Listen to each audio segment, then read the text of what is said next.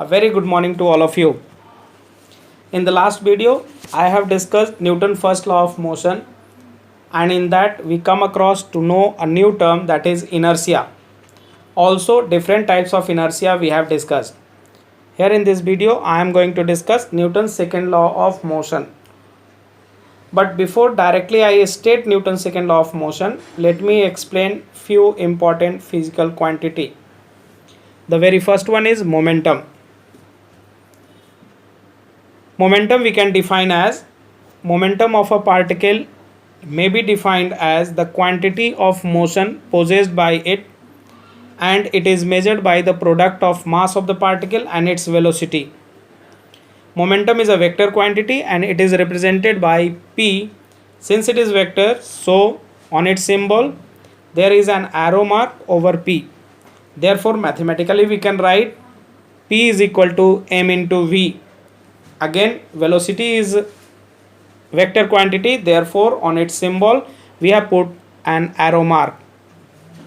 Units of momentum. Here I have mentioned two different units of momentum. One is CGS unit, another is MKS unit. MKS unit we can also say it as SI unit. In CGS unit, momentum P is equal to m into V from its formula. Therefore for mass it is measured in CGS as gram and velocity centimeter per second. So we can write this symbol also as dyne into second. Dyne is the unit of force. In MKS unit, momentum can be given as kg into meter per second as its unit. So we can write Newton into second. Moving ahead, suppose a cricket ball is rolling along the ground. I am giving you a situation. Some force will be required to stop it. If, however, it is rolling with a larger velocity, a greater force is required to stop it. Again, if a cricket ball and an iron ball of the same size are made to roll with equal velocities, much greater force is required to stop the iron ball than cricket ball, because the mass of iron ball is greater than that of the cricket ball. Thus, the force required to stop a moving body is proportional to its mass and second, its linear velocity. Thus, mass and velocity together increases the motion of the body. The product of two quantities, the mass and the velocity, which measures the motion of the body, is called momentum. Moving ahead, now we are in position to define or state Newton's second law of motion. The rate of change of momentum of a body is directly proportional to the applied unbalanced forces. That is, rate of change of momentum, it is directly proportional to the force applied. Now, let a body is moving with its initial velocity u meter per second, and after applying a force F on it, its velocity become v meter per second in time t. Initial momentum of the body, let us consider this as P1, it is m into u, where m is the mass of the body, u is the initial velocity of the body. Final momentum of the body, P2, it is equal to m into v. Change in momentum in time t, we can find it by finding the difference between final momentum and initial momentum, that is mv minus mu. So the rate of change of momentum, it is equal to mv minus mu divided by t. But according to Newton's second law, we can write mv minus mu by t, it is directly proportional to F. So now observe it here. From this, F is directly proportional to m v minus u by t. Also we know v minus u by t, it is equal to acceleration, that is rate of change of velocity, it is known as acceleration. So we can write F, that is force, directly proportional to mass into acceleration. If we are going to remove this sign of proportionality by a constant, we can write F is equal to K into m into a, where k is what? Proportionality constant. Let us consider if 1 Newton force is applied on a body of mass 1 kg and the acceleration produced in the body is 1 meter per second square. Then in that case, force will be 1 Newton. Therefore, 1 is equal to k into 1 into 1. That is 1 for the mass and 1 for the velocity. Therefore, we have k is equal to 1.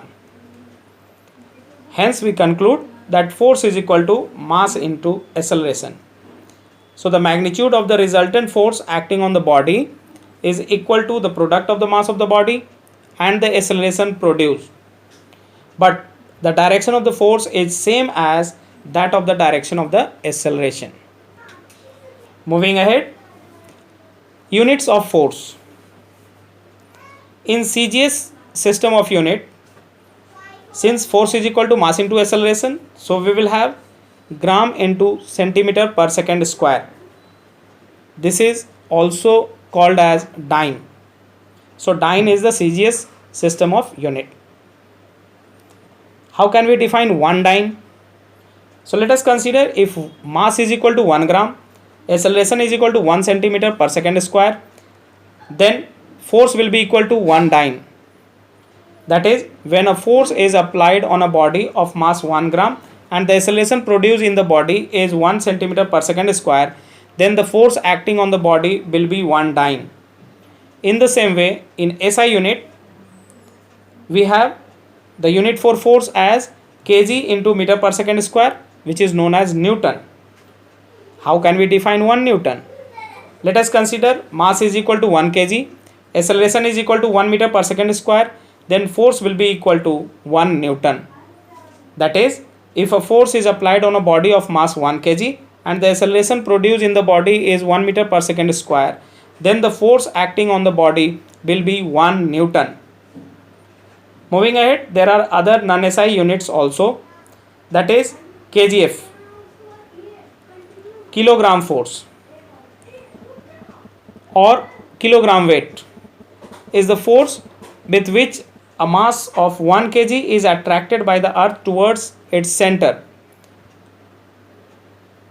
1 kilogram weight or 1 kgf, it is equal to 9.8 Newton for the earth. Next is gram force. Gram force or gram weight is the force with which a mass of 1 gram is attracted by the earth towards its center. 1 gram force, it is equal to 981 dyne. About both the units are called gravitational unit of the force, that is kgf and gram force. Now it's time to establish the relation between the Newton and dyne. As we know, 1 Newton is equal to 1 kg into 1 meter per second square. 1 kg in CGS we will have 1000 gram into 100 centimeter per second square. So it is equal to 10 raised to the power 5 gram into centimeter per second square, which is equal to 1 Newton equal to 10 raised to the power 5 dyne.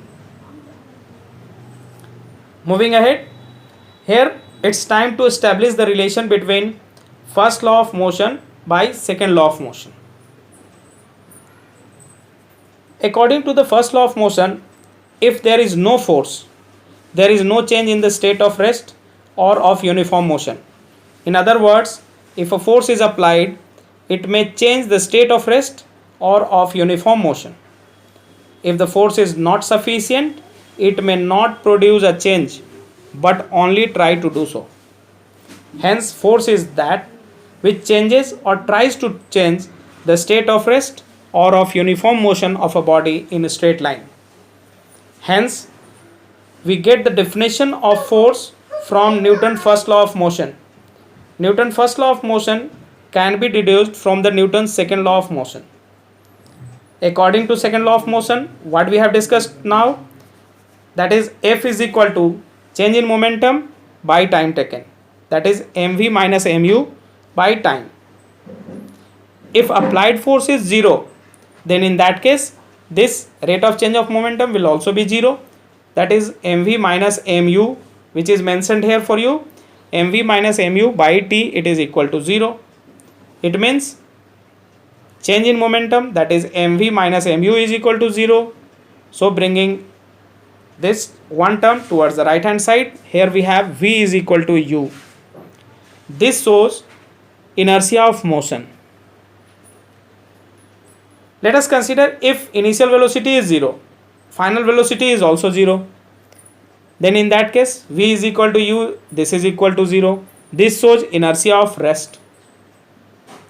If we will consider the direction, then the direction of the final velocity will be same as the direction of the initial velocity.